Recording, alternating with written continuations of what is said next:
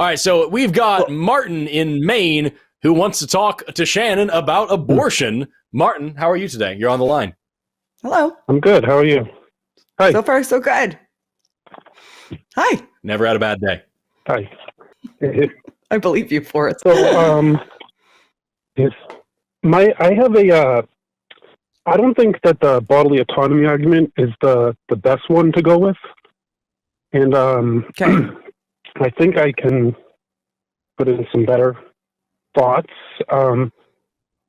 First, I guess I'll. So just to be clear, you think you have a better argument for pro-choice? Yeah, sort of. I'm sorry. Okay. This is my first time I'm gonna doing sit back this, and watch this happen. You'll have to bear with me. Yeah, that's okay. Takes some getting used to.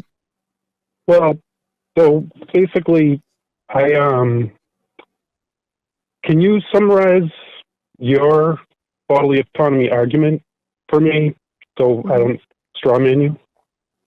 Sure. Like Can you summarize it? really high-level synopsis would be that nobody has the right to access my body without my permission. I just want to throw out there that the term argument from bodily autonomy or bodily autonomy argument is the summary, in my opinion. Bodily autonomy, that's the whole thing. I don't know, man. Like, I don't know how to get any deeper than that, or that you need to. Yeah. So what about that? Do you think that's a good point. I guess when I hear people compare it to the violinist scenario, I don't think that they're analogous.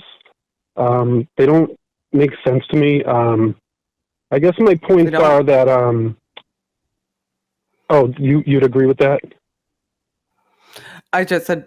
So to you, that violinist analogy. Some people may not know what the violinist analogy is. That's not exactly the argument that I use. Pardon me. But the violinist analogy is if you wake up one day and you find out that you are attached to a violinist and they're using, I don't know, some organ of yours to sustain their life. I can't remember what it was. And you're like physically attached to one another.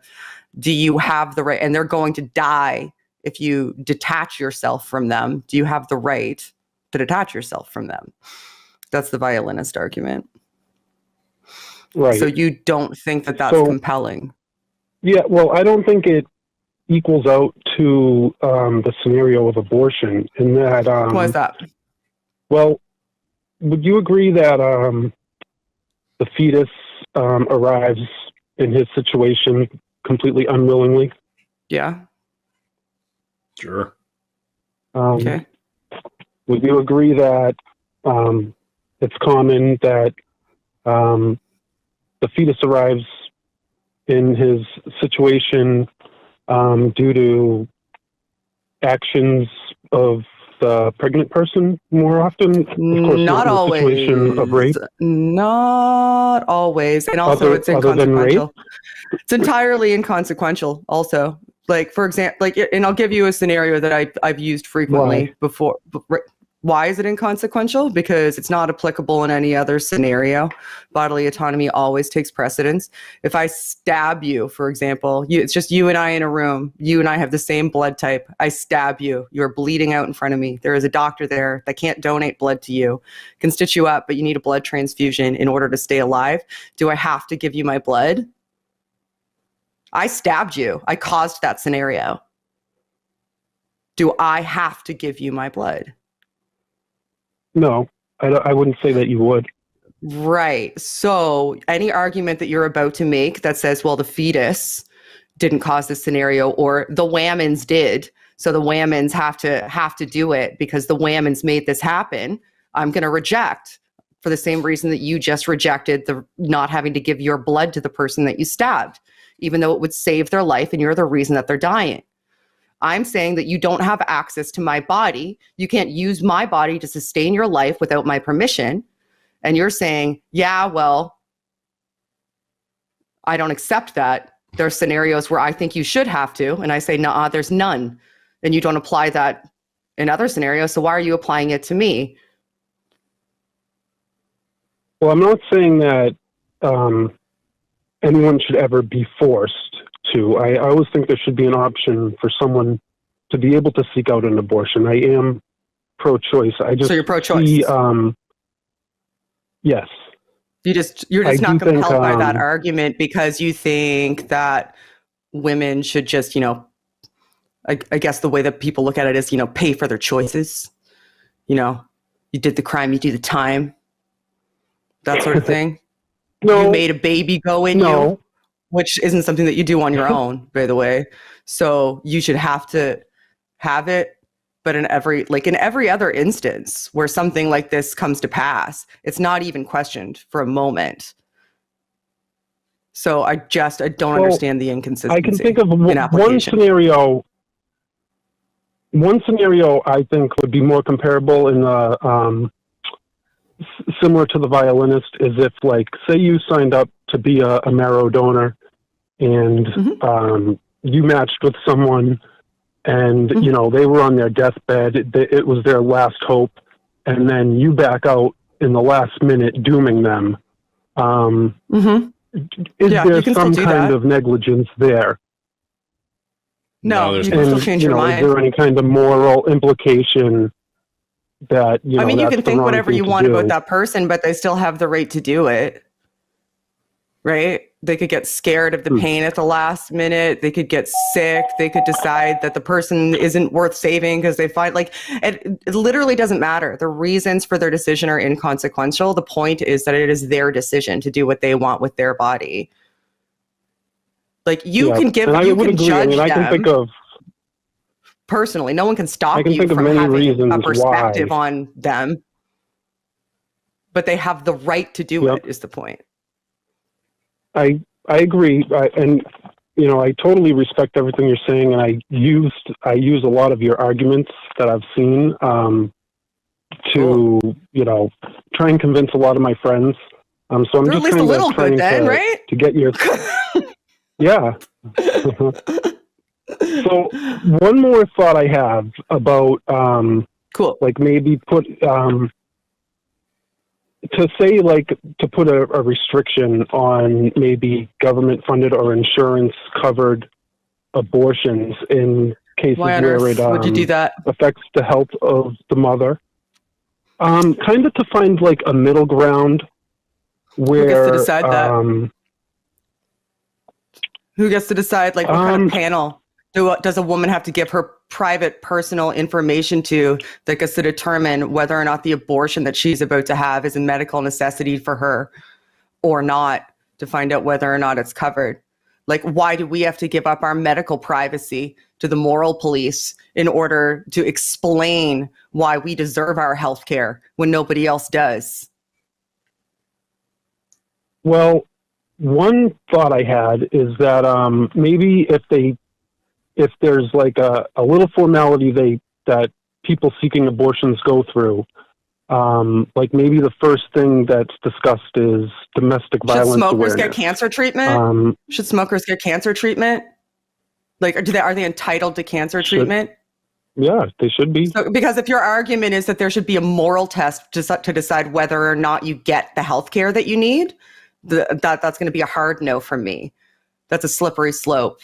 We've already determined that women have a right to have an abortion, but now we're saying, well, you have a right to have an abortion, but you still have to pass a moral test in order to find out whether or not your insurance that you pay for will cover it. You need to give up your medical privacy so that some panel of people who are about to judge whether or not you are morally reprehensible enough to not deserve the health care you want can pass judgment on you.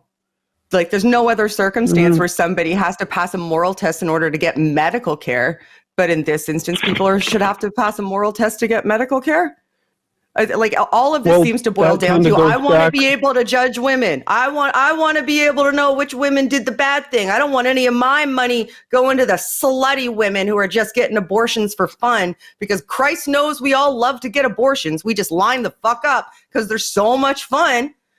We can't wait to get them. I once went to a bachelorette party. We all got an abortion. We got pregnant just so that we could get them, as a matter of fact, because they're so much fucking fun. Like, it's ridiculous to me that people want to judge pregnant people so desperately. Like, just let us have our medical privacy. Let us make decisions about our own body. And let our insurance cover what it covers. I don't want to judge anybody. My whole goal is to maybe have less unwanted pregnancies through discussion and education. And maybe, you know, that's a lot I imagine I agree with that goal. I imagine that in many instances, there are people who are getting these procedures and, you know, being forced into them by their partners or their families and, you know, feel scared and have no one to talk to about it. You know, maybe if, for sure, you know, to be covered, there's a one counseling meeting that you go through where things like domestic violence are discussed, things like depression are discussed, then maybe it could lead to that education and discussion. We need better mental health care in general, but I don't think that there should be any sort of gatekeeping scenario at all, especially one that can be used as a foot in the door to decide which women do and do not deserve health care. Like, that's not a litmus test that I'm ready to sign up for, even as a hypothetical.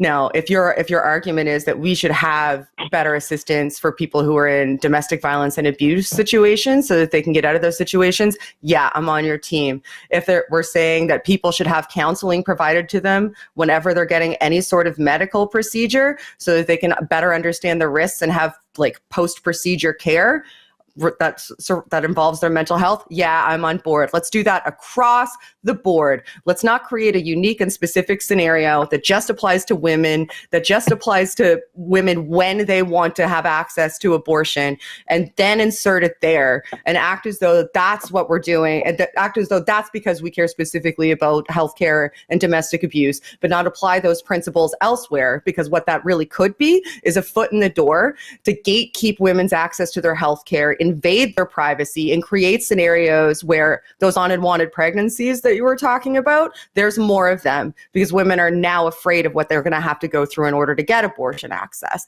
If you want to do that across the board, I'm on your team. Let's campaign. I will fundraise with you. If you want to do it just to women who are looking to get abortions, then you're focusing on the wrong thing. You're focusing on a symptom and not the problem, and you're not going to solve anything. You're just going to scare women and create hurdles for them to get the health care that they deserve to get hurdleless.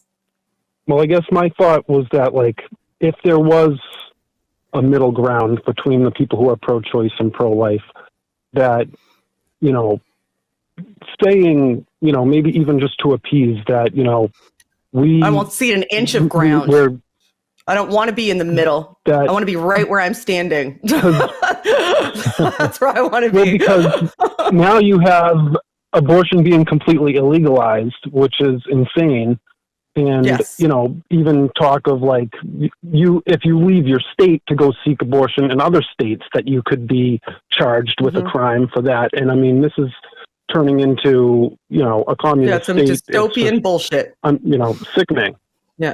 Yep. Yeah, but I don't think that it should be on the women to constantly concede ground so that people will give us the rights that we deserve, because we're one of the good ones who are willing to give concessions that are just because that's how our rights got eroded to begin with.